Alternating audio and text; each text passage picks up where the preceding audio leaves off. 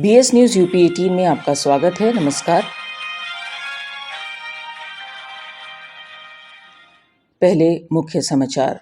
संभल में स्थिति नियंत्रण में, चप्पे चप्पे पर पुलिस की चौकसी। इंटरनेट सेवा फिलहाल बंद, संभल के बाजार भी बंद। अब तक 4 लोगों की मौत। निर्माणाधीन पुल से गिरकर हुई 3 लोगों की मौत के मामले में लोक निर्माण विभाग पर तहसीलदार ने कराई एफआईआर। समाचार विस्तार से। संभल जिले में स्थित शाही जामा मस्जिद के सर्वे को लेकर हुई हिंसा में अब तक 4 लोगों की मौत हो चुकी है। संभल में स्थिति नियंत्रण में है और चप्पे चप्पे पर पुलिस तैनात है। शाही मस्जिद के आसपास किसी भी व्यक्ति को रुकने नहीं दिया जा रहा है। कई थानों की पुलिस तैनात की गई है। संभल का मुख्य बाजार दहशत के कारण बंद है। कुछ लोगों ने अपनी दुकान खोली हुई है। पुलिस प्रशासन दुकानदारों से दुकान खोलने की अपील भी कर रहा है। पुलिस उपद्रवियों की जांच में जुटी हुई है। सीसीटीवी के फुटेज देखकर पहचान की जा रही है। जिलाधिकारी, पुलिस अधीक्षक सहित जिले के आला अधिकारी संभल में हैं। पुलिस प्रशासन द्वारा संभल कोतवाली में 5 लोगों के नामजद मुकदमा दर्ज किया गया है। इसके अतिरिक्त अब तक 25 उपद्रवियों को हिरासत में लिया गया है, जिसमें 2 महिलाएं भी शामिल हैं। करीब 800 अज्ञात लोगों के खिलाफ भी मुकदमा दर्ज किया गया है, जिसमें कुछ नाबालिग भी शामिल हैं। पुलिस प्रशासन ने वर्तमान सांसद जियाउर रहमान बर्क एवं वर्तमान विधायक इकबाल महमूद के पुत्र सोहेल इकबाल तथा अन्य 3 लोगों के खिलाफ दंगा भड़काने के आरोप में नामजद मुकदमा दर्ज किया है। फिलहाल स्थिति शांतिपूर्ण एवं नियंत्रण में बनी हुई है, लेकिन लोगों में डर का माहौल है। तहसील संभल की इंटरनेट सेवा फिलहाल बंद है। जिलाधिकारी ने कहा है कि उपद्रवियों को किसी भी हाल में बख्शा नहीं जाएगा। शाही जामा मस्जिद का सर्वे टीम द्वारा कल पूरा हो चुका है। सर्वे की रिपोर्ट आगामी 29 नवंबर को जिला न्यायालय में सौंपी जाएगी। जिलाधिकारी और पुलिस अधीक्षक ने संयुक्त रूप से प्रेस कॉन्फ्रेंस की। हमारे चैनल के रामपुर मुरादाबाद विशेष संवाददाता अक्षय अखिलेश ने प्रेस कॉन्फ्रेंस में जानकारी दी। जामा मस्जिद के सदर जफर अली साहब का एक भ्रामक बयान आया, उसके कारण हमें दोबारा पीसी की आवश्यकता पड़ी। उन्होंने पूरा डिटेलिंग उनके बयान की हो रही है, लेकिन मुख्य बिंदु जिसमें उन्होंने सबको कंफ्यूज किया, और अभी भी उन्होंने हमें कहा कि जब लोगों ने मुझे कहा कि आप प्रशासन और पुलिस से मिले हुए हैं, इसलिए मुझे ये बयान देना पड़ा। जफर जी ने बोला कि हमें सर्वे की सूचना नहीं दी। मैं आपको कुछ चीज़ें दिखाना चाहता हूँ। पहली सूचना मैं आपको दिखाना चाहता हूँ, ऑनरेबल कोर्ट का ये ऑर्डर है।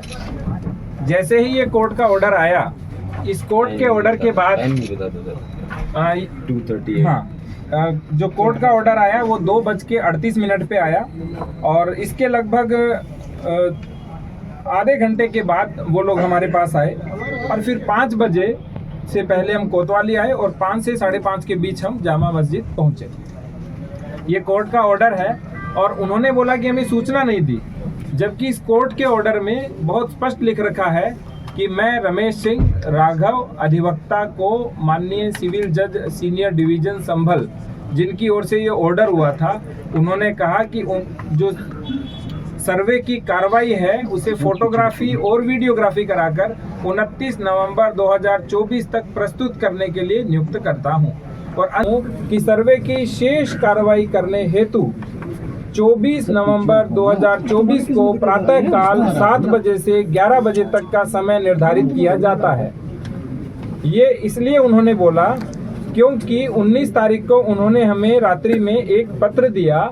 वो पत्र ये है जिसमें स्पष्ट लिखा हुआ है कि वहाँ एक साथ 200 लोग मस्जिद के भीतर उपस्थित हो गए। सायंकाल का समय था एवं इतने ही व्यक्ति की उपस्थिति में सर्वे का कार्य सुचारू रूप से संपन्न नहीं हो सका।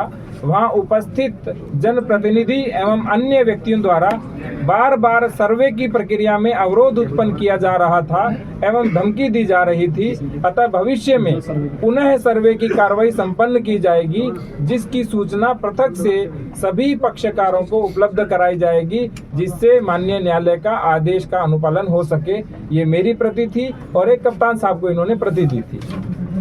इस प्रति के क्रम में ही जो अभी मैंने बोला, 23 तारीख को, जैसे जफर साहब ने बोला हमें सूचना नहीं दी, 23 तारीख को 6:15 पे मेरे द्वारा फोन किया गया, लेकिन उन्होंने कहा मेरा स्वास्थ्य सही नहीं है, इसलिए हमने एसडीएम और सीओ को भेजा कि आप एक कॉपी उनको रिसीव कराइए।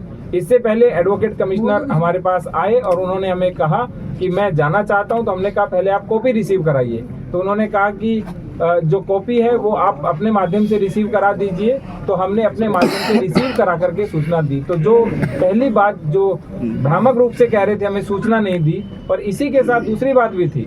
उन्होंने कहा कि दूसरी बार जो ऑर्डर था वो डीएम के आदेश से हुआ, जबकि स्पष्ट रूप से एडवोकेट कमिश्नर साहब का ये तीसरा आदेश था, जिसमें उन्होंने कहा पहला आदेश 19 को किया, फिर 19 को रात को किया कि भविष्य में दोबारा करेंगे, और तीसरा 23 तारीख को किया, जिसमें स्पष्ट लिखा हुआ है कि 24 को सुबह 7 से 11 के बीच सर्वे किया जाएगा। और यही कॉपी अगले दिन सुबह जो उन्होंने कहा कि मेरे से छीन ली गई, वो कॉपी ये है, उनसे छीनी नहीं गई।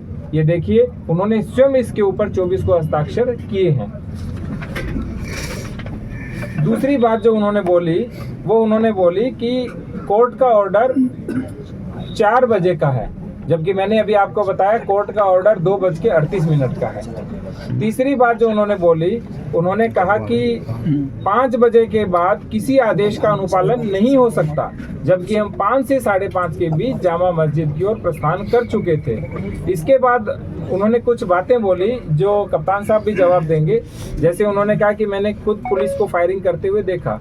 तो मैं ये पूछना चाहता हूँ जफर साहब से कि क्या वो सर्वे अंदर करवा रहे थे या बाहर फायरिंग देख रहे थे, जबकि वो 10:30 पौने 11 बजे तक तो सर्वे करा रहे थे। और जितनी भी ये घटना कारित हुई मुख्य रूप से वो 10 से लेकर के 11 बजे के बीच हुई थी। इसके बाद जो आगे उन्होंने कहा कि जब उन्होंने जफर साहब ने कहा कि पुलिस असली हथियार चला रही थी अपने। फिर दोबारा उन्होंने कहा पुलिस तमंचे चला रही थी। उसी बयान में जो अभी लाइव इन्होंने दिया, वो तीसरी बार उन्होंने बोला कि मुझे नहीं पता कि पुलिस कौन से हथियार चला रही थी। आप सोच के देखिए, कोई एक ही व्यक्ति एक ही पूरी लाइव के अंदर 3 तरह के स्टेटमेंट दे रहा है जो परस्पर विरोधाभासी है।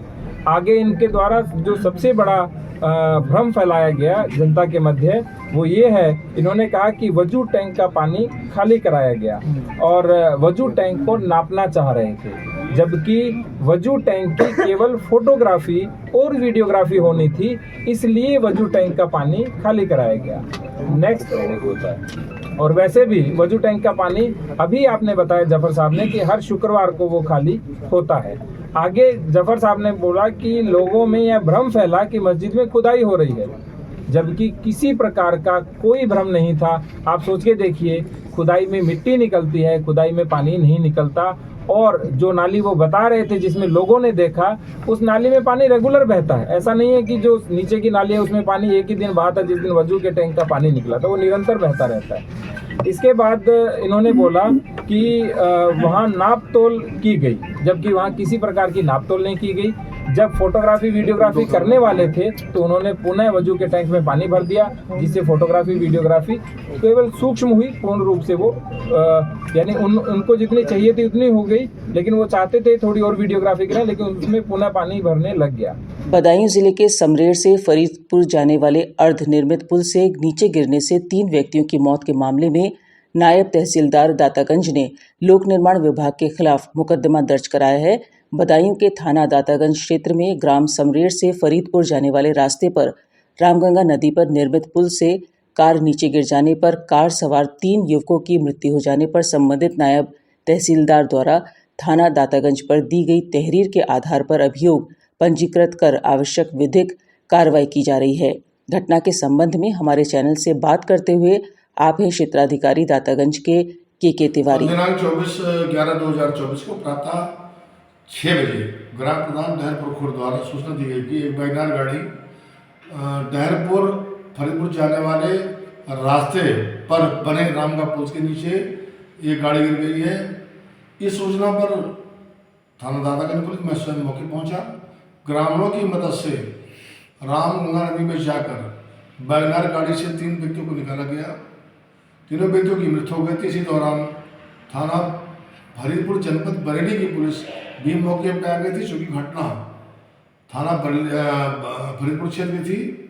शारीरिक विधिक कार्रवाई थाना फरीदपुर पुलिस द्वारा की गई है, मृतकों की पहचान हो गई है।